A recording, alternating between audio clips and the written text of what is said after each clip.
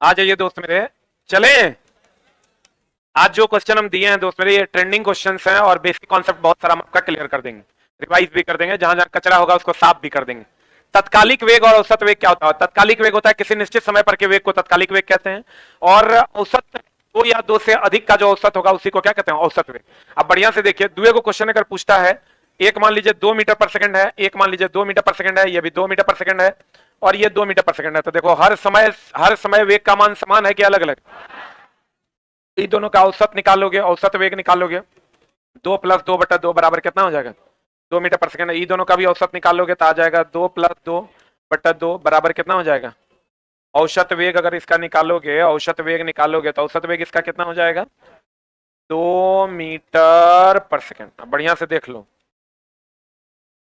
किसी निश्चित समय पर का वेग तत्कालिक वेग कहलाता है। दोस्त एग्जाम हॉल में ना छोटा छोटा क्वेश्चन ही गलत होता है, जो बाद में तुम पछताते रह जाते हो, लगता है वो साला ये मारना था, मिस हो गया। ऐसा होता है कि नहीं? उसी को ठीक करना होता है लास्ट के 10 दिनों में। कहते हैं दोस्त मेरे 2 मीटर पर सेकंड, 2 मीटर पर सेकंड, 2 मीटर पर सेकंड, ये सब जगह तत्कालिक वेग हर जगह क्या है? समान। तत्कालिक वेग हर जगह क्या है? समान। औसत वेग निकालोगे तो औसत वेग जो है वो तत्कालिक वेग के क्या है? बराबर। औसत वेग तत्कालिक वेग के क्या है? बराबर। या आप ये भी कह सकते हैं, अगर तत्कालिक वेग समान हो तो औसत वेग समान होगा। या दूसरा लाइन कह सकते हैं, तत्कालिक वेग समान तब होगा जब एक समान वेग से जाएगा। या आप तीसरा लाइन ये भी कह सकते हैं, तत्कालिक वेग समान है तो त्वरण का मान 0 होगा। बोलो, देखो कितना सारा लाइन इससे बन सकता है। तत्कालिक वेग समान है तो, या एक समान वेग है तो त्वरण का मान कितना होगा? 0। और तत्कालिक वेग औसत वेग के समान है तो त्वरण का मान कितना हो जाएगा? 0।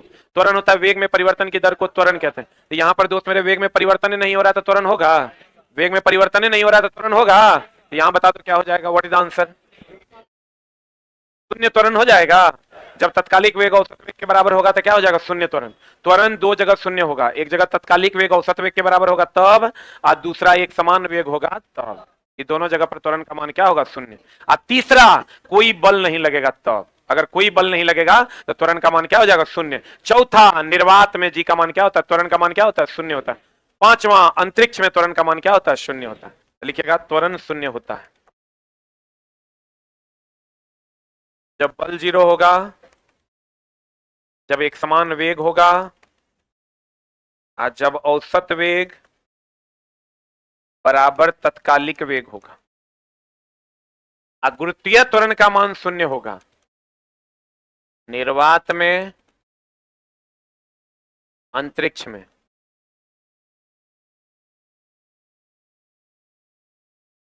निर्वात में, अंतरिक्ष में, पृथ्वी के केंद्र पर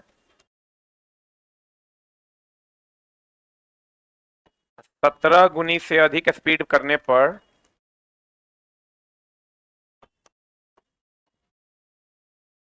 अधिक गति करने पर विषुवत रेखा पर, विषुवत रेखा पर, और जहां जहां जी का मान 0 होगा वहां वहां डब्ल्यू का मान क्या होगा? 0, क्योंकि डब्ल्यू बराबर क्या होता है? mg। डब्ल्यू बराबर क्या होता है? mg। देख लिए? बल नहीं लगाएंगे तो त्वरण का मान क्या होगा? 0। अगर कोई वस्तु एक समान चाल से चल रही है, इसका मतलब इस पर बल लगा कि नहीं लगा? लगा। एक समान चाल से हम चल रहे हैं, मतलब हमारा कोई धक्का नहीं दे रहा है, इसका मतलब मेरे ऊपर कोई बल नहीं लग रहा है। हो गया? लिखे, अगर हम एक समान चाल से चल रहे हैं, इसका मतलब मेरा त्वरण कितना? 0। और त्वरण 0 है, इसका मतलब कोई बल लग रहा है कि नहीं लग रहा है? कोई भी वस्तु तभी तक एक समान चाल से चलेगा, एक समान, जब तक कोई उस पर बाह्य बल ना लगे। अब बताओ, बल जो है वेग को बढ़ा देता है कि घटा देता है? दोनों करता है। अगर गति की दिशा में लगेगा तो बढ़ा देगा, गति के विपरीत लगेगा तो घटा देगा।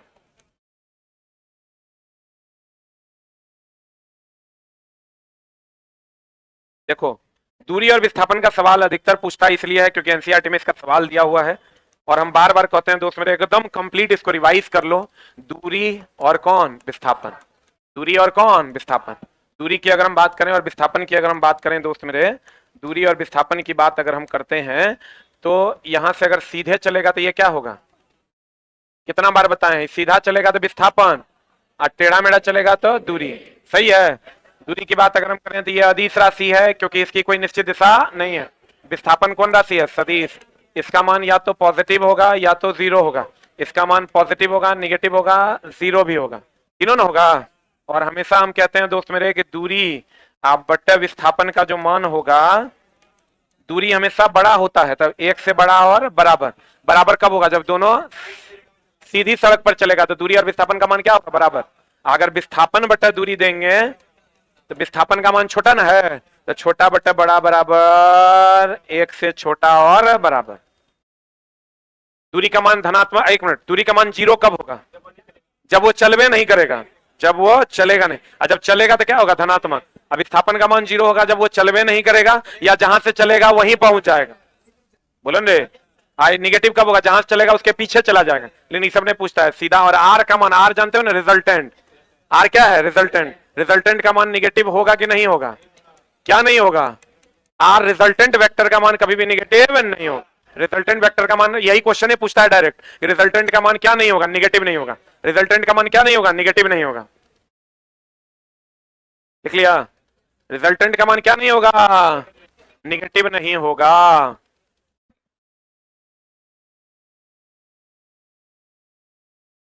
रिजल्टेंट का मान क्या नहीं होगा? निगेटिव नहीं होगा।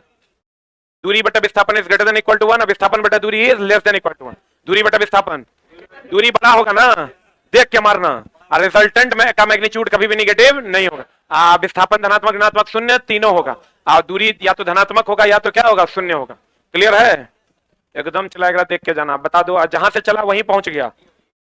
विस्थापन क्या हो जाएगा? 0।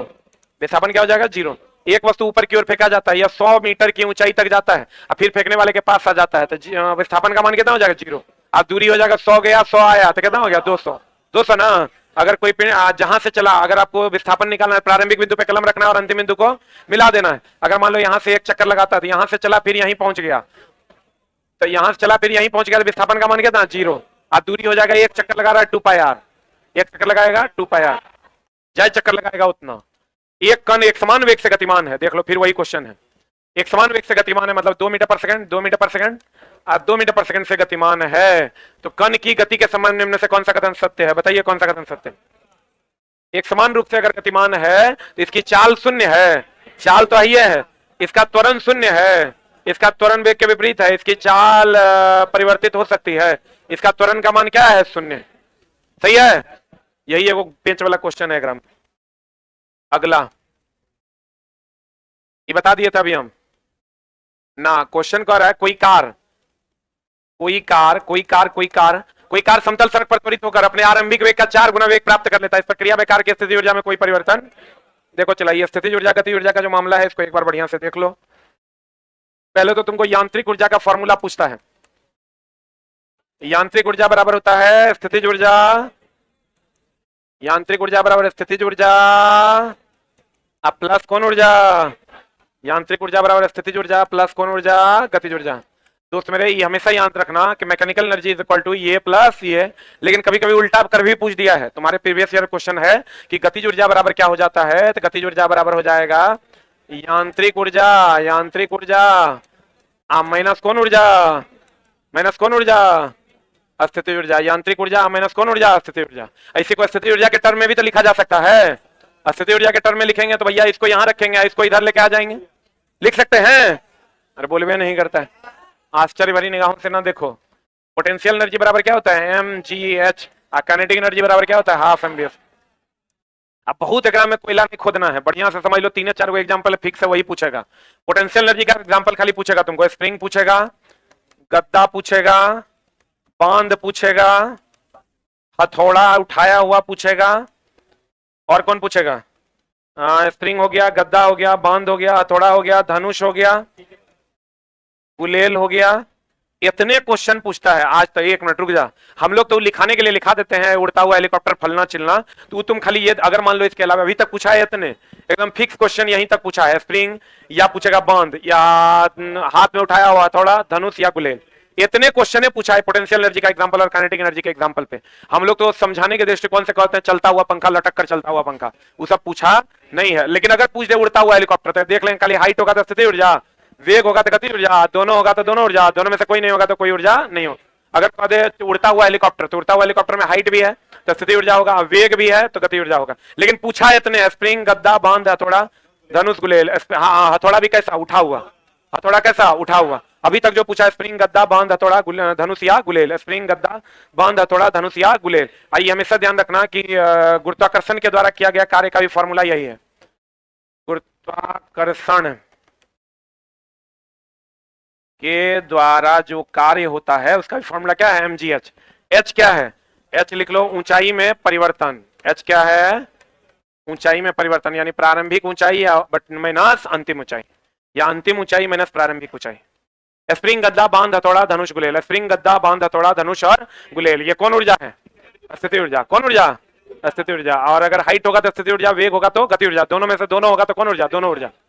गतिज ऊर्जा यांत्रिक ऊर्जा बराबर स्थिति ऊर्जा प्लस गति ऊर्जा। गति ऊर्जा निकालोगे तो यांत्रिक ऊर्जा माइनस स्थिति ऊर्जा। सही है? बढ़े। पूछा है अभी इतने, स्प्रिंग, गद्दा, बांध, हथौड़ा, धनुष और गुलेल। बढ़े। एक चीज हमेशा ध्यान रखना, mgh की अगर हम बात करें, mgh की अगर हम बात करें, ऊपर की ओर जो mgh होगा वो होगा निगेटिव, और नीचे की ओर जो mgh होगा वो होगा पॉजिटिव। एक चीज और ध्यान रखना, उठाने में जो कार्य होगा, उठाने में कार्य जो होगा वो होगा mgh, और उठाए रखने में कार्य जो होगा, कितना बार बोले, उठाए रखने में कार्य जो होगा वो हो जाएगा 0। उठाए रखेंगे तो कार्य का मान क्या हो जाएगा? 0। उठाने में कार्य हो जाएगा कितना? mgh। और धरती से ऊपर उठाने में माइनस mgh, यानी कार्य का मान निगेटिव की पॉजिटिव, और नीचे गिराने में पॉजिटिव। एकदम लिख लो। ऊपर उठाएंगे तो गुरुत्वाकर्षण के विरोध में उठाते हैं, ऐसे देखो, एक मिनट, गुरुत्वाकर्षण बल नीचे लगता है, ऊपर उठाएंगे तो गुरुत्वाकर्षण के विरोध में उठाएंगे, और विरोध में किया गया कार्य क्या होता है? निगेटिव।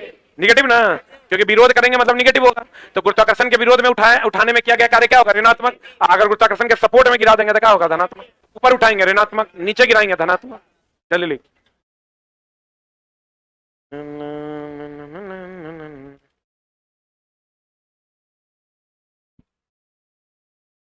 हो गया।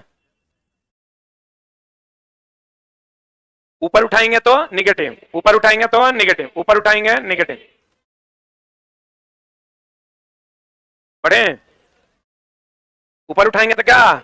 निगेटिव। एक चीज और जान लो दोस्त मेरे, कि पावर का जितना फॉर्मूला है, शक्ति बराबर कार्य बटा समय, या mgh/t, यही फॉर्मूला लगता है हमेशा। सीडी वाला क्वेश्चन देगा तो h को खाली बदलना ना भूलना, न तो गड़बड़ हो जाएगा। शक्ति बराबर क्या होता है? कार्य बटा समय, mgh। और कार्य बराबर क्या होता है? fs cos theta, fs cos theta. आइए हमेशा ध्यान रखना, थीटा का मान अगर 90 डिग्री होगा तो cos 90 0 होता है, कार्य का मान क्या होगा? 0। थीटा का मान अगर 0 डिग्री होगा तो cos 90 होता है, cos 0 होता है 1, जो महत्तम मान है, जिसमें कार्य का मान क्या होगा? महत्तम। और थीटा का मान अगर 180 डिग्री होगा, जब बल और विस्थापन के बीच का कोण है थीटा, थीटा का मान 180 डिग्री हो जाएगा, कार्य का मान क्या होगा? ऋणात्मक। और ये ऋणात्मक कार्य किसके कारण होता है? घर्षण बल के द्वारा। अगर कोई आदमी बोझा लेकर जा रहा है, थीटा का मान 90 होगा, कार्य का मान क्या होगा? 0। धक्का लगाएंगे तो विस्थापन का मान 0 होगा, कार्य का मान क्या होगा? 0। अगर कोई आदमी, दो ऑप्शन दे देखिए, एक आदमी बैठकर पढ़ रहा है, एक आदमी बोझा लेकर जा रहा है, किसमें कार्य 0 होगा? जो आदमी बैठकर पढ़ रहा है उसमें कार्य 0 होगा, क्योंकि उसका विस्थापन एग्जैक्ट क्या होगा? 0। जो आदमी चल रहा है उसका थीटा का भी 90 हो भी सकता है और नहीं भी हो सकता है। पढ़े? थीटा का मान 90 डिग्री, कार्य का मान कितना? 0। थीटा का मान 0 डिग्री, कार्य का मान कितना? महत्तम। थीटा 180, कार्य का मान कितना? ऋणात्मक। थीटा 180 होगा, कार्य का मान क्या होगा? ऋणात्मक। और ऋणात्मक कार्य किसके कारण होता है? घर्षण बल के कारण, क्योंकि घर्षण में गति भैया इधर होता है, घर्षण बल इधर होता है। घर्षण बल इधर में होता है, अरे बोल लो, घर्षण बल इधर में होता है। दोनों एक दूसरे के क्या होता है? विपरीत।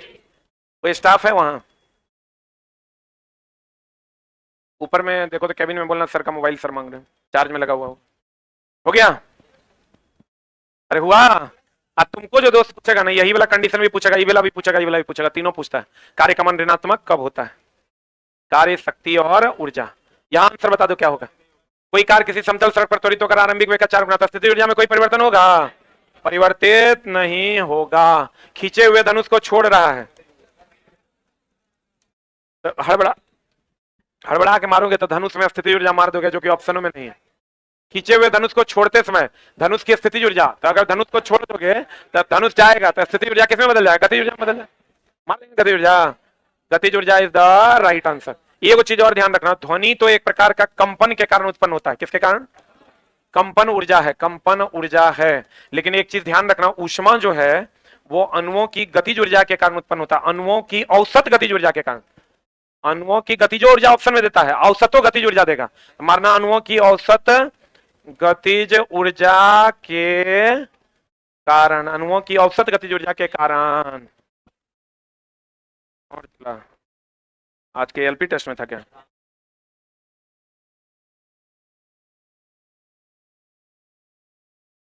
जल्दी।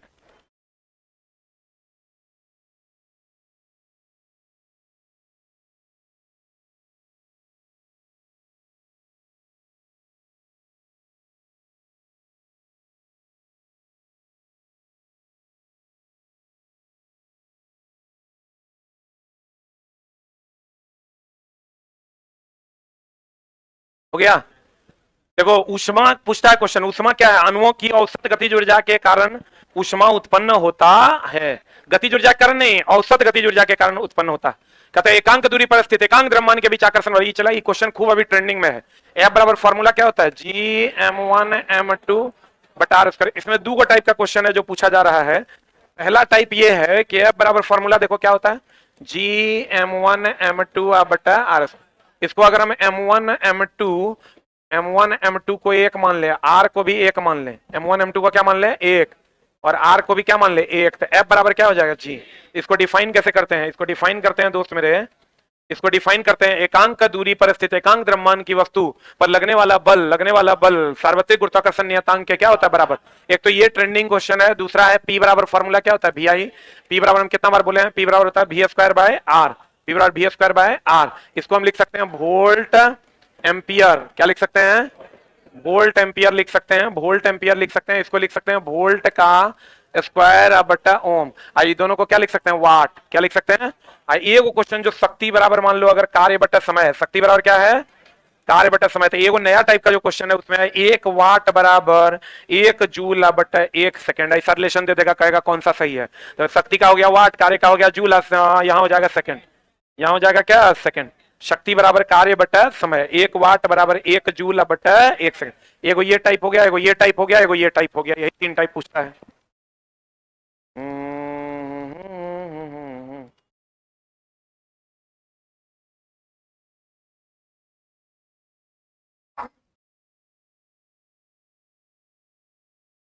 हो गया।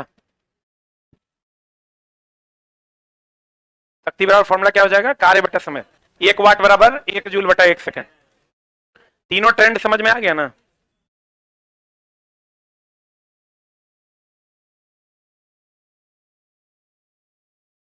हो गया? अरे हो गया। इसको देखो कैसे पूछेगा, इसको पूछेगा एकांक दूरी पर स्थित एकांक द्रव्यमान वाले पिंड पर लगने वाला गुरुत्वाकर्षण बल सार्वत्रिक गुरुत्वाकर्षण नियतांक के बराबर होता है। या यहां पूछ देगा बताओ निम्न में से कौन शक्ति का मात्रक है? एक ऑप्शन दे देगा वोल्ट एम्पियर। तो वोल्ट एम्पियर शक्ति का मात्रक है कि नहीं है? क्योंकि वोल्ट एम्पियर नहीं किसके बराबर? वाट के। और यहां पूछ देगा निम्न में से कौन सा संबंध सही है? 1 वाट बराबर 1 जूल बटा 1 सेकंड, 1 वाट बराबर 1 जूल बटा 1 मीटर, 1 वाट बराबर 1 अर्ग बटा 1 सेंटीमीटर। कुछ इस टाइप का सवाल दे देगा और आपको कहेगा बताइए कौन सा सही है। बना दीजिएगा। एकांक दूरी पर स्थित एकांक द्रव्यमान के बीच आकर्षण बल किसके बराबर होता है? सार्वत्रिक गुरुत्वाकर्षण नियतांक। अब बताओ गुरुत्वाकर्षण बल सभी जगहों पर लागू होता है कि पृथ्वी और सूर्य के बीच लागू होता है?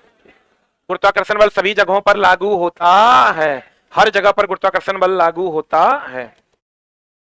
अगला क्वेश्चन देखो क्या कहता है। कहता कोई लड़का डोरी से बंधे पत्थर को किसी क्षैतिज वृत्ताकार पथ पर घुमाता है, यदि डोरी टूट जाए। इसका क्वेश्चन जो तुमको पूछेगा, देखो 2 मिनट में हम तुमको पूरा का पूरा वृत्तीय गति खत्म करते हैं, उससे बाहर क्वेश्चन नहीं जाएगा। वृत्तीय गति की अगर हम बात करें तो वृत्तीय गति में एक लाइन जो सबसे ज्यादा पूछता है, चाल और गतिज ऊर्जा नियत रहता है। चाल और गतिज ऊर्जा क्या रहता है? नियत रहता है। चाल और गतिज ऊर्जा क्या रहता है? नियत रहता है, नियत अचर रहता है। अभिकेंद्र बल का फॉर्मूला होता है mv²/r या m⍵²r, और अभिकेंद्र त्वरण का फॉर्मूला होता है v²/r। और दोस्त मेरे अगर अगर अगर वेग की दिशा स्पर्श रेखा की दिशा में होती है, जबकि अभिकेंद्र त्वरण और अभिकेंद्र बल की दिशा जो होती है वो किधर की ओर होती है? अभिकेंद्र बल और अभिकेंद्र त्वरण की दिशा केंद्र की ओर होती है, जबकि वेग की दिशा किधर की ओर होती है? स्पर्श रेखा की दिशा में। इसीलिए बॉल अगर ये धागा में बंधा हुआ और ये टूटेगा तो स्पर्श रेखा की दिशा में चला जाएगा। किधर की ओर चला जाएगा? स्पर्श रेखा की दिशा में चला जाएगा। कोई भी वक्रपथ पर अगर घूमता है तो उसे अभिकेंद्र बल बनाने के लिए वक्रपथ को कैसा बना दे? सुनो चला, लिखने का समय नहीं है। वक्रपथ को क्या बना दिया था? ढालनुमा। वक्रपथ पर अधिकतम सुरक्षित चाल v बराबर √r/g tan थीटा होता है, जहां r वक्रपथ की क्या है? त्रिज्या है, g गुरुत्वीय त्वरण और tan थीटा क्या है? ढाल है। tan थीटा क्या है? ढाल। अगर कोई पिंड वृत्तीय पथ पर घूमती है तो उसे अभिकेंद्र बल की आवश्यकता होती है। और अगर अगर अगर कोई ग्रह सूर्य के चारों तरफ घूम रहा है तो यहाँ जो अभिकेंद्र बल होगा वो गुरुत्वाकर्षण बल से मिलेगा। कहां से मिलेगा? कहां से मिलेगा? गुरुत्वाकर्षण बल से मिलेगा। अगर इलेक्ट्रॉन नाभिक के चारों तरफ घूम रहा है तो यहाँ जो अभिकेंद्र बल मिलेगा वो विद्युत आकर्षण बल से मिलेगा। कहां से मिलेगा? विद्युत आकर्षण बल से मिलेगा। अगर कोई गाड़ी सड़क पर घूम रही है तो वहां अभिकेंद्र बल घर्षण बल से मिलेगा। और अगर कोई धागे में पत्थर को बांधकर घुमाया जाए तो धागा में तनन बल होता है, ग्रह में गुरुत्वाकर्षण बल होता है, इलेक्ट्रॉन प्रोटॉन में विद्युत आकर्षण बल होता है, धागा में तनाव बल होता है। अगर कोई पिंड वृत्तीय पथ पर घूमेगी तो उसे अभिकेंद्र बल की आवश्यकता होती है। और हमेशा पूछता है बाहर की ओर पलटेगा कौन पहिया पहले उठेगा, अंदर वाला। ऐसे पलटता है, अंदर वाला पहले उठेगा, गाड़ी बाहरी चक्के पर बाहर की ओर पलट जाएगा। अधिकतम सुरक्षित चाल द्रव्यमान पर निर्भर नहीं कर, चाल और गति ऊर्जा क्या रहता है, नियत रहता है। अभिकेंद्र बल की दिशा, अभिकेंद्र बल की दिशा किधर की ओर होती है, केंद्र की ओर होती है। अभिकेंद्र त्वरण की दिशा किधर की होती है, केंद्र की ओर। आवेग की दिशा किधर की ओर होती है, स्पर्श रेखा की ओर। अभी बराबर होता है under root R G tan theta. वक्रपथ को ढालनुमा बनाया जाता है अभिकेंद्र बल प्राप्त करने के लिए, और इसके बराबर तथा विपरीत एक बल लगता है जिसे हम अपकेंद्र बल कहते हैं। कौन बल कहते हैं, अपकेंद्र बल कहते हैं। अपकेंद्र बल को केंद्रापसारी बल भी कहते हैं, केंद्रापसारी बल। और अभिकेंद्र बल को केंद्राभिसारी बल कहते हैं, केंद्राभिसारी बल कहते हैं। यह अपकेंद्र बल एकमात्र ऐसा बल है जो कैसा बल है, काल्पनिक बल है, जो न्यूटन के तीसरे नियम की सत्यता को बचाने के लिए किधर की ओर लगता है, बाहर की ओर। तो कौन सा बल काल्पनिक बल है, अपकेंद्र बल। कौन सा बल केवल गुरुत्वाकर्षण का बल है, गुरुत्वाकर्षण बल। सबसे कमजोर बल गुरुत्वाकर्षण बल। कौन सा बल है जो छीन बल है, घर्षण बल। और सबसे मजबूत बल नाभिकीय बल, सबसे मजबूत बल नाभिकीय बल, सबसे मजबूत बल नाभिकीय बल। अपकेंद्र बल बाहर की ओर लगता है कि अंदर की ओर। इसका एग्जांपल है दूध से मक्खन का अलग होना, वॉशिंग मशीन में कपड़े का साफ होना। दूध से मक्खन का अलग होना, वॉशिंग मशीन में कपड़े का साफ होना। दूध से मक्खन का अलग होना, वॉशिंग मशीन में कपड़े का साफ होना। ये किसका एग्जांपल है, अपकेंद्र बल का।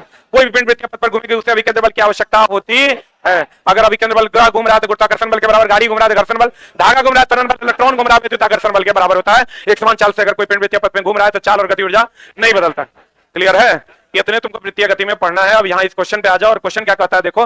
कोई लड़का डोरी से बंधे पत्थर में क्षैतिज पथ पर घुमा रहा है, और ये जो पत्थर है ये दोस्त मेरे कहता है यदि डोरी टूट जाएगा तो ये स्पर्श रेखा की दिशा में चला जाएगा, चला जाएगा।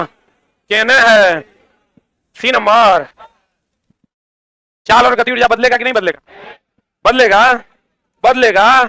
तब कहा जाएगा कोई पिंड मुक्त रूप से गिर रहा है, कोई बल नहीं लगेगा, मुक्त रूप से गिरेगा, मुक्त रूप से गिरेगा, कोई बल नहीं लगेगा।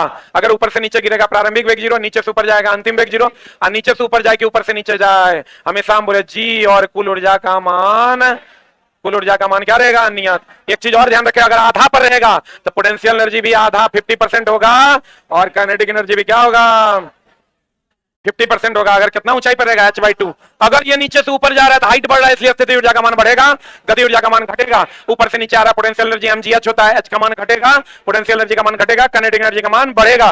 कुल ऊर्जा का मान क्या रहेगा, नियत रहेगा। आधा पर रहेगा, आधा स्थिति ऊर्जा, आधा गति ऊर्जा। अगर कोई पिंड ऊपर से नीचे आ रहा है तो स्थिति ऊर्जा जो इसका होगा वो गति ऊर्जा में बदल जाएगा, और अगर कोई पिंड नीचे से ऊपर जा रहा है तो गति ऊर्जा जो होगा स्थिति ऊर्जा में बदल जाएगा। बोलेंगे अगर आधी ऊंचाई पर रहेगा तो आधा स्थिति ऊर्जा और आधा गति ऊर्जा, आधा स्थिति और आधा क्या होगा, आधा स्थिति और आधा क्या होगा, गति ऊर्जा। नीचे से ऊपर जाएगा तो बताओ स्थिति ऊर्जा बढ़ेगा, हाइट बढ़ेगा तो स्थिति ऊर्जा का मान बढ़ेगा, और गति ऊर्जा का मान घटेगा। ऊपर से नीचे आएगा, हाइट घटेगा, हाइट घटेगा, स्थिति ऊर्जा घटेगा, गति ऊर्जा का मान बढ़ेगा। आधा पर रहेगा, आधा पोटेंशियल एनर्जी, आधा काइनेटिक एनर्जी। नीचे से ऊपर जाओ या ऊपर से नीचे जाओ, गुरुत्वीय त्वरण का मान और कुल ऊर्जा का मान हमेशा नियत रहेगा। ऊर्जा संरक्षण का सिद्धांत कहता है ऊर्जा ना तो उत्पन्न की जा सकती है ना नष्ट की जा सकती है, ऊर्जा एक रूप से दूसरे रूप में बदली जा सकती है। क्लियर, बोलेंगे आंसर बता, बोलेंगे what is answer, C for cat. जब एक इस पर केवल कौन बल कार्य करे, गुरुत्व बल।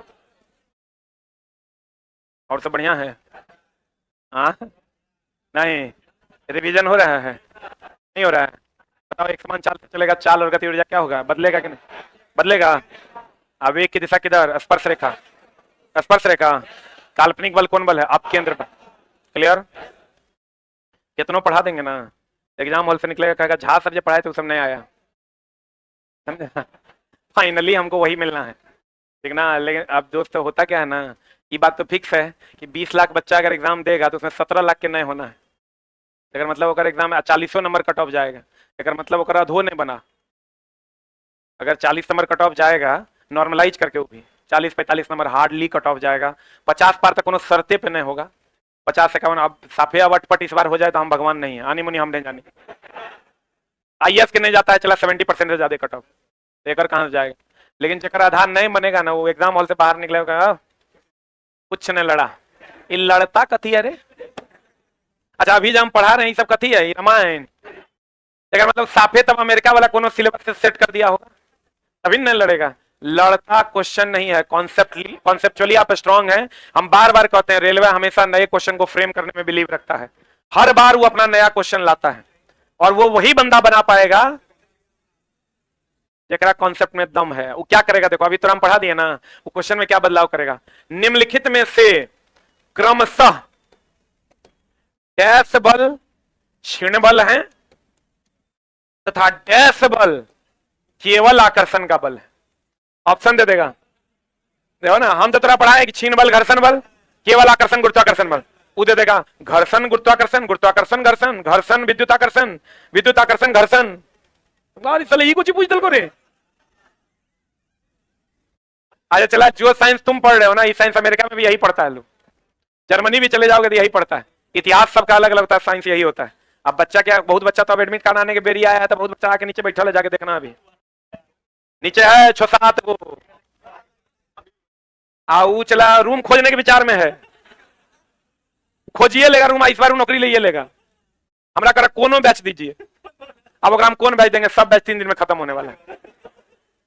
कहता कोनो बैच नहीं है आपके पास, खाली रेलवे रेलवे करते हैं आप, आपके पास तो बैचे नहीं। हम बोले भाई 10 दिन बचा है परीक्षा को। कहता सर 10 दिन जे होगा उहे के लिए बैच दीजिए, ठीक ना। अब इसमें यूनिक पीस सब आया है, तो हम बोले पिछले बार बहुत टकराया था, इस बार ये मात्रे टकराया, अगर हाथ में जो है चूना लगले है, चूना कत्था हम देखे तो हम पिछले बार का हमको याद आ गया। हम बोले ई रे, बोलता हाँ सर, पान दुकान था गाँव में। सोचे 1 महीना देखते हैं, 1 महीना तैयारी नहीं करते हैं, 1 महीना देखते हैं। अभी मेरे पास चला, अभी जो वीडियो तुम देखा होगा, अभी वो लड़का रेलवे में उसका डाले हैं, जितना जॉब में है ना सब उठ के चला है 15 दिन का छुट्टी लेके, 15 दिन में कबाड़ देंगे। अब थोड़ा बता रहे हैं जितना बच्चा जॉब में है ना, में 2% के जॉब होना है, सब वो लोग भूल गया है, कुछ उसको याद नहीं है। वो सब अभी होगा, पूछेंगे बल का बीमा बताओ, तो वो कहता है अच्छा सर एक बार रिवीजन करने दीजिए। पढ़ाई किसी के बाप का नहीं है, आज हम छोड़ देंगे कल पढ़ाई हमको छोड़, 10 दिन हम छोड़ देंगे चला, 11वां दिन आएंगे तो अभी 4 लाइन बता रहे हैं तो 3 लाइन बता के जाएंगे, 1 महीना छोड़ देंगे तो 1 लाइन बता के जाएंगे, अगला 2 लाइन हमको पढ़ के आना पड़ेगा। ये जो फ्लो है वो सब खत्म हो जाएगा। इसलिए दोस्त मेरे, आप एकदम टेंशन नहीं लीजिए, और भांति के बच्चे होंगे, आप खाली अपनी तैयारी बढ़िया से कीजिए और अपना एक सीट पक्का कीजिए। अगला कहता है गुरुत्वाकर्षण के द्वारा किया गया कार्य निर्भर करता, अभी तुरंत बताते हैं, गुरुत्वाकर्षण के द्वारा किया गया कार्य mgh, और ये क्या है, ऊंचाई में अंतर ना, वस्तु के आरंभिक और अंतिम ऊर्ध्वाधर ऊंचाइयों में अंतर, यही ना। अगला ऊपर जाएगा तो कार्य का मान धनात्मक ऋणात्मक, अरे बोल दोस्त मेरे, ये द्रव्यमान और भार में अंतर बहुत पूछवे करेगा। एक चीज एकदम ध्यान रखना, ये पृथ्वी है, क्या है ये, यहां पर द्रव्यमान क्या है m, त्रिज्या क्या है r, तो बताओ यहां पर जो गुरुत्वीय त्वरण भार का मान होगा W बराबर क्या होगा mg, और यहां पर द्रव्यमान होगा m, द्रव्यमान क्या होगा m। चंद्रमा पर जाओगे तो हम बोले हैं W बराबर हो जाएगा mg/6, क्योंकि यहां पर अगर गुरुत्वीय त्वरण का मान द्रव्यमान m, गुरुत्वीय त्वरण g होगा, तो यहाँ द्रव्यमान m लेकिन गुरुत्वीय त्वरण g/6 होगा। यहां जो द्रव्यमान होगा, अगर यहां पर पृथ्वी पर द्रव्यमान है 10 किलोग्राम, तो चंद्रमा पर भी द्रव्यमान कितना होगा 10 किलोग्राम। इसका मान पूरे ब्रह्मांड में कहीं नहीं बदलता है, हर जगह क्या रहता है, नियत रहता है। भार W बराबर क्या होता है mg, इसका मान यहाँ g है, तो चंद्रमा पर इसका मान g, गुरुत्वीय त्वरण का मान g/6 है, यानी इसका 6ठा भाग यहाँ होगा भार, और इसका 6 गुना भार यहाँ होगा, यानी यानी यानी यानी अगर हम इसका भार यहाँ कहते हैं 600 न्यूटन, तो इसका 6ठा भाग यहाँ होगा 100 न्यूटन, और अगर यहाँ कहते हैं हम 300 न्यूटन, तो इसका 6 गुना यहाँ होगा 1800 न्यूटन। लेकिन यहां अगर 10 केजी होगा तो यहां भी क्या होगा 10 केजी होगा। देख लो, यहां अगर 10 केजी होगा तो यहां भी क्या होगा 10 केजी। यहां अगर 100 न्यूटन तो यहां भी कितना 600 न्यूटन, यहाँ 600 तो यहाँ 100, इसका 6 गुना यहाँ और इसका 6वां यहाँ, बोलवे नहीं करेगा। और दोस्त मेरे हमेशा ध्यान रखना, द्रव्यमान और भार में अगर हम अंतर की बात करें, तो द्रव्यमान और भार में अगर हम अंतर की बात करें, द्रव्यमान एक अदिश राशि है, इसकी कोई दिशा नहीं होती, इसका SI मात्रा क्या है, इसका SI मात्रा क्या है केजी, और ये कैसा रहता है नियत। भार की बात करोगे, ये कौन राशि है सदिश राशि, इसका SI मात्रा न्यूटन, और ये बदलता है कि नहीं बदलता, क्योंकि W बराबर होता है mg, g का मान बदलेगा, W का मान क्या होगा बदलेगा। ये एकदम ध्यान रखना कि यहाँ इसका 6ठा भाग भार यहाँ और इसका 6 गुना यहाँ। ऐसे भी चंद्रमा छोटा है, छोटा पे भार घट जाएगा और घट के 6ठा भाग हो जाएगा, और पृथ्वी बड़ा है तो यहाँ पर भार 6 गुना हो जाएगा, और द्रव्यमान जो यहाँ रहेगा वही यहाँ रहेगा। द्रव्यमान एक अदिश राशि है, मात्रक केजी है, नियत रहता है, भार सदिश राशि है, मात्रक न्यूटन है, और ये क्या होता है बदलता। किसका मान अलग अलग जगह पर अलग अलग होता है, भार का किसका भार का, द्रव्यमान का मान हर जगह क्या रहता है नियत रहता है। क्लियर है, अरे बोलो अरे बोलो अरे बोलो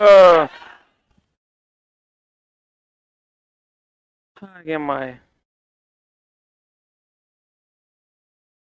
अब देखो दोस्त मेरे क्या कहते हैं गौर फरमाइएगा। कहता है धरती की सतह पर मापने पर एक वस्तु का भार कितना है? 60 न्यूटन। चंद्रमा पर इसे मापने पर इसका भार कितना हो जाएगा? धरती पर 60 है तो चंद्रमा पर छठा भाग होगा, कितना न्यूटन? 10 न्यूटन बनेगा ना। निम्नलिखित में से भौतिक परिवर्तन, भौतिक मिल जाए वो भौतिकी, ना मिले वो रासायनिक। मिल जाए वो भौतिकी, ना मिले वो रासायनिक। मिल जाए वो भौतिकी, ना मिले वो रासायनिक। मतलब अगर परिवर्तित होने के बाद मिल जाएगा तो भौतिकी, और नहीं मिलेगा तो रासायनिक। परिवर्तित होने के बाद मिल जाएगा भौतिकी, नहीं मिलेगा रासायनिक। मिल जाएगा भौतिकी, नहीं मिलेगा रासायनिक। मिल जाएगा भौतिकी, ना मिलेगा रासायनिक। मिल जाए मतलब पानी से बर्फ बने, बर्फ से फिर पानी बन जाए। मिले कि ना मिले? मिल जाए वो भौतिकी, ना मिले वो रासायनिक। जंग लग गया, नहीं मिलेगा रासायनिक। पानी बर्फ बन गया, बर्फ फिर पानी बनेगा। भौतिक परिवर्तन कौन सा है? लोहे का पिघलना, फिर से लोहा मिल जाएगा। जंग लगना, लोह छड़ का मोड़ना, मिलेगा। लोह धातु का तार खींचना, फिर से हम लोहा गला के बना सकते हैं। आंसर बता क्या होगा? C. 1 3 4 C for cat is the right answer. निम्न में से कौन सा यौगिक विद्युत का चालन, बाप रे बाप, महाभिव्याय। देखो इसका जो क्वेश्चन पूछेगा तुमको विद्युत का चालन के लिए, पहले तो कुचालक पूछेगा। क्या पूछेगा? कुचालक में रबड़ का नाम सुने हो, पोर्सिलीन का नाम सुने हो, माइका का नाम सुने हो। माइका को ही क्या कहते हैं? अभ्रक। क्या कहते हैं? अभ्रक। शुद्ध जल का नाम सुने हो, शुद्ध जल का नाम सुने हो। वर्षा जल का नाम सुने हो, आसूत जल का नाम सुने हो। अरे बोलो, आसूत जल सुने हो। हाइड्रोकार्बन सुने हो, glucose, fructose, maltose, hydrocarbon. Carbohydrate का नाम सुने हो, कार्बोहाइड्रेट हो गया, ग्लूकोज, फ्रुक्टोज, माल्टोज। हाइड्रोकार्बन में जितना पेट्रोलियम पदार्थ है सब क्या है? हाइड्रोकार्बन। हाइड्रोकार्बन में कौन हो जाएगा? पेट्रोलियम पदार्थ। पेट्रोलियम पदार्थ। कार्बोहाइड्रेट में क्या हो जाएगा? Glucose, fructose, maltose. Glucose, fructose, maltose, ये सब क्या है? विद्युत का क्या है? विद्युत का कुचालक। विद्युत का क्या है? कुचालक। विद्युत का क्या है? कुचालक। महाभिव्याय पूछवे करेगा। खाली अभ्रक के बारे में ध्यान रखना। अभ्रक, अभ्रक, अभ्रक ऊष्मा का सुचालक है।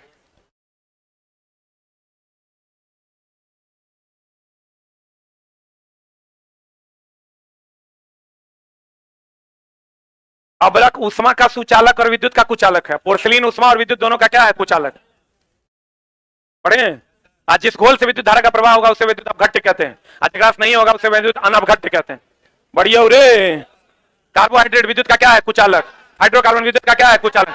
पेट्रोल, गैसोलीन, केरोसिन विद्युत का क्या है? कुचालक। ग्लूकोज, फ्रुक्टोज, माल्टोज, गैलेक्टोज विद्युत का क्या है? कुचालक। शुद्ध जल, आसुत जल, वर्षा का जल विद्युत का क्या है? कुचालक। क्या है? कुचालक। पोर्सिलीन विद्युत का क्या है? कुचालक। माइका विद्युत का क्या है? कुचालक। रबर विद्युत का क्या है? कुचालक। क्लियर है? इतने रहबे करेगा। मार फायरिंग आंसर बता। सोडियम क्लोराइड विद्युत का क्या है? सुचालक। लेकिन कौन अवस्था में रहेगा? द्रव अवस्था में। एकदम एक चीज याद रखना, आयनिक यौगिक का गुण पूछे या NaCl का गुण पूछे, महाभिव्याय। इसका क्वथनांक और गलनांक, क्वथनांक और गलनांक क्या होता है? उच्च होता है। और ये ठोस अवस्था में विद्युत के कुचालक होते हैं और द्रव अवस्था में विद्युत के। ये क्वेश्चन यहां से रहेगा। नमक ले लो, नमक को ठोस अवस्था में रखोगे कुचालक और द्रव अवस्था में रखोगे सुचालक। H2O में ये घुलनशील क्या घुलनशील? अरे जल में नमक क्या होता है? घुलनशील। कार्बनिक घोलक में अगर कहेगा तो अघुलनशील, अघुलनशील, अघुलनशील। जब भी बनेगा धातु और धातु के बीच बनता है। धातु एंड अधातु के बीच बनता। किसके किसके बीच बनता? धातु और अधातु के बीच बनता है। महाभिव्याय। इसका ठीक उल्टा होता है सहसंयोजक। इसका ठीक उल्टा कौन होता है? सहसंयोजक। उसका क्वथनांक और गलनांक निम्न होता है। उसका क्वथनांक और गलनांक क्या होता है दोस्त मेरे? निम्न होता है।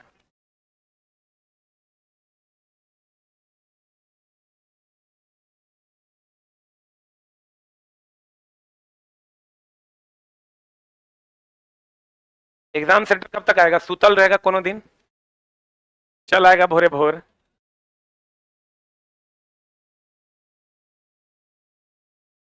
बहुत जल्द चला। डेवलपर को हम लगाए हुए हैं। जो बच्चे ऑनलाइन टेस्ट अपने सिस्टम पे घर पे भी देना चाहते हैं या अगल बगल में आपके पास सिस्टम अवेलेबल होगा तो बहुत कम फीस में आप वहां भी बैठ के टेस्ट मार सकिएगा। हम एक लिंक आपको देंगे, वो आपको कंप्यूटर में इंस्टॉल करना है। सेम विंडो जो TCS का है वो आपके सामने खुल जाएगा। जो टेस्ट यहाँ होता है वही टेस्ट आप वहां मार पाइएगा।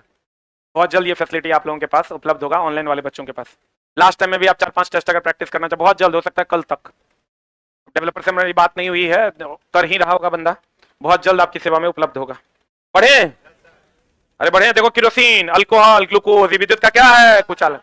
अब कहते हैं विज्ञान में कौन सा नियम मिश्रण के गुणों का पालन। हाँ, एक हमरा बहुत बात अभी बताने का मन कर रहा है तोरा। देखो चला, एकदम ध्यान से समझ लो, हम कितना बार बोले हैं यौगिक कौन चला और कौन चला मिश्रण। तो यौगिक में सब कुछ जो है निश्चित अनुपात, कौन अनुपात, निश्चित अनुपात में मिलाएंगे। ये अनिश्चित ना, ये अनिश्चित अनुपात में, अनिश्चित अनुपात में मिलाते हैं तो क्या कहलाता है मिश्रण। बताओ इसमें इसके अवयवी तत्वों का गुण मौजूद होता है। अरे जल है, जल इसका एग्जांपल है H2O, इसका एग्जांपल क्या है शरबत। जो क्वेश्चन पूछता है खाली अगर उसकी बात करें तो बोल दें हम, अरे बोल दें हम। देखो मिश्रण के बारे में क्वेश्चन पूछता है, इसकी संरचना तय नहीं है, मिश्रण हो गया शरबत, शरबत में इसके अवयवी तत्वों का गुण, चीनी का गुण मौजूद होता है, यह अनिश्चित अनुपात में मिला। कथन निष्कर्ष वाला क्वेश्चन में यहां देता है क्वेश्चन, यह अनिश्चित अनुपात में होता है, किसी भी अनुपात में होता है। ये निश्चित अनुपात में होता है। और निश्चित अनुपात का नियम जोसेफ प्राउस्ट ने दिया था। किसने दिया था? निश्चित अनुपात का नियम जोसेफ प्राउस्ट, निश्चित अनुपात का नियम जोसेफ प्राउस्ट, निश्चित अनुपात का नियम जोसेफ प्राउस्ट। इसके अवयवी तत्वों का गुण इसमें मौजूद नहीं रहता है। और ये किस अनुपात में होता है? निश्चित अनुपात में। इसका सूत्र होता है कि नहीं होता है? होता है। इसका सूत्र नहीं होता। तत्व और यौगिक को शुद्ध पदार्थ कहते हैं, तत्व और यौगिक को शुद्ध पदार्थ कहते हैं, क्योंकि दोनों का सूत्र होता है, मिश्रण का कोई सूत्र नहीं होता, इसलिए इसे अशुद्ध पदार्थ कहते हैं। मिश्रण को कौन पदार्थ कहते हैं? अशुद्ध पदार्थ। मिश्रण को कौन पदार्थ? बताइए इनमें से कौन सा मिश्रण का गुण नहीं है? नहीं है रे, नहीं है। इसकी संरचना तय है, गलत ना है, इसकी संरचना तय नहीं है। महाविद्या इस टाइप का तीनों को क्वेश्चन में पूछता है, हम बताते बताते बता भी दिए थे कल। एक संयोजकता वाला कौन है? धातु और अधातु। और कोई भी अस्थायित्व को प्राप्त करता है डुएट और डुप्लेट, ऑक्टेट पूरा करके। डुएट और क्या? ऑक्टेट। डुएट कौन पूरा करता है? हाइड्रोजन और हीलियम, हाइड्रोजन और हीलियम। कौन निम्नलिखित में से कौन सा कथन प्रयोग करने के लिए गलत है? दोस्त मेरे हमेशा ध्यान रखना, तत्व के सूक्ष्मतम कण को क्या कहते हैं? परमाणु। जैसे ओ। यौगिक के सूक्ष्मतम कण को क्या कहते हैं? अणु। जैसे क्या? O2 ना। याद रखना, छोटका के बड़का, बड़का के छोटका, छोटका के बड़का, बड़का के छोटका। परमाणु शब्द का खोज किया था डेमोक्रिट्स ने। और याद रखना परमाणु शब्द का खोज, शब्द का खोज कौन किया? डेमोक्रिट्स। लेकिन परमाणु का पहला सिद्धांत दिया था थॉमसन ने। पहला सिद्धांत किसने दिया? थॉमसन ने। लेकिन बुनियादी सिद्धांत डाल्टन ने। पहला सिद्धांत थॉमसन, बुनियादी सिद्धांत डाल्टन। आप पता है परमाणु के लिए जो दिया था मामला, एनसीईआरटी में भी दिया था, पहले है कौन? थॉमसन। थॉमसन के बाद डाल्टन। डाल्टन का था परमाणु अविभाज्य। डाल्टन के बाद रदरफोर्ड। रदरफोर्ड के बाद बोर-ब्यूरी। बोर-ब्यूरी ने ही 2n² का सिद्धांत दिया था। डाल्टन कहता था प्लम पुडिंग का सिद्धांत थॉमसन ने। परमाणु सिद्धांत बुनियादी सिद्धांत डाल्टन। ये कहता था परमाणु अविभाज्य। रदरफोर्ड कहता था परमाणु क्या है? विभाज्य है। अब बोर-ब्यूरी के अनुसार महत्तम का इलेक्ट्रॉन की संख्या 2n² होती है। उसी से निकालते KLF में कितना इलेक्ट्रॉन रह सकता है। बोलो, अरे बोलो, पहला सिद्धांत कौन दिया? लेकिन कहेगा बुनियादी सिद्धांत कौन दिया? डाल्टन। बुनियादी सिद्धांत कौन दिया? बुनियादी सिद्धांत, बुनियादी सिद्धांत डाल्टन। पहला सिद्धांत, पहला सिद्धांत, पहला सिद्धांत थॉमसन, थॉमसन, थॉमसन, थॉमसन। अगला, नीचे दिए गए तत्वों में से, नीचे दिए गए तत्वों में से डैश का आकार सबसे बड़ा है। ये हमेशा ध्यान रखिएगा, सबसे छोटा है। इधर से इधर जाएंगे आवर्त में घटता, वर्ग में बढ़ता। लगातार परमाणु संख्या होगा तो आवर्त का होगा, और लगातार नहीं होगा तो किसका होगा? वर्ग का होगा। गौर से देखो, ये 11 है, ये 12 है, ये 13 है, तो इसका मतलब आवर्त में इधर से इधर जाने पर क्या होगा? घटता। सबसे छोटका मांग रहा है, aluminium is the right answer. सही है। अब देखो, ये आवर्त में घटता, वर्ग में क्या होता? बढ़ता। इसके अलावा विद्युत ऋणात्मकता, इलेक्ट्रॉन बंधुता, आयनन विभव आवर्त में बढ़ता और वर्ग में घटता। एक उल्टा होता है, विद्युत ऋणात्मकता, आयनन विभव और इलेक्ट्रॉन बंधुता। बोलन रे। अगला अगला अगला, इसका देखो, किसी का भी प्रतिशत निकालना है ना, तो पूरे का द्रव्यमान निकाल देना है। पूरे का द्रव्यमान हो जाएगा 14, 4 18 प्लस 14 प्लस 48 कितना? 80 ग्राम में नाइट्रोजन का प्रतिशत 14 दूनी कितना? 28। तो कहेंगे 80 ग्राम में 28 ग्राम नाइट्रोजन, इसलिए 1 ग्राम में 28/80, इसलिए 100 ग्राम में 28/80 या गुना 100% नाइट्रोजन। एगो चीज ध्यान रखना दोस्त मेरे, वो जो तुम याद कर ले यूरिया में 46.6%, वो तो पूछवे करता है, लेकिन अगर तुमको बदल के देगा तो कुछ नहीं करना, द्रव्यमान निकालने आता है ना, तो कहेंगे इतना द्रव्यमान में 14 दूनी कितना? 28। अगर कहता ऑक्सीजन का प्रतिशत, कहते इतना द्रव्यमान में 16 तिया कितना? 48। इसलिए 1 में कितना? इसलिए 100 में कितना? अरे बोलो, किसी का भी निकाल दोगे? अगर मान लो कैल्शियम फॉस्फेट दे देगा CA3PO4 हॉल 2, फॉस्फोरस का प्रतिशत कहेगा, इसका मान लो द्रव्यमान निकल कर आया x, तो कहेंगे x में कितना फॉस्फोरस, 31 दूनी 62 ग्राम, इसलिए 1 में कितना, इसलिए 100 में कितना, अरे बोलो 31 दूनी कितना 62, 31 दूनी कितना 62, निकल जाएगा। निम्नलिखित में से कौन सी संरचना उत्तकों के मरा, एरियोलर टिश्यू, एरियोलर टिश्यू का काम है उत्तकों का मदद करना, वसा सबसे अधिक ऊर्जा देता है, कंडरा, कंडरा बोले तो हड्डी और मांसपेशी को क्या करता है, जोड़ता है।